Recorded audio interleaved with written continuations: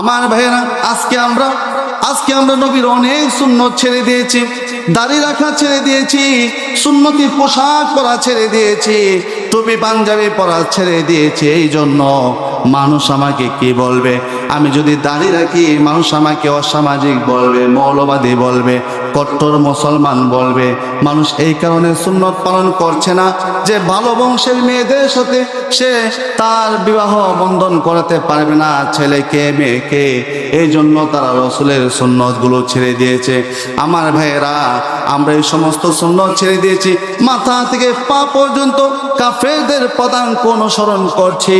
আমরা তাদেরকে বোঝাতে চাচ্ছি তোমরা হলে আমাদের মনিব আর আমরা হলাম তোমাদের গোলাম। অথচ আমরা কাফেরদেরকে মনিব বানাই আর নেতা বানাই, যা কিছুই করি না কেন তারা কখনো আমাদেরকে পছন্দ করে না। জোরে বলেন ঠিক কিনা?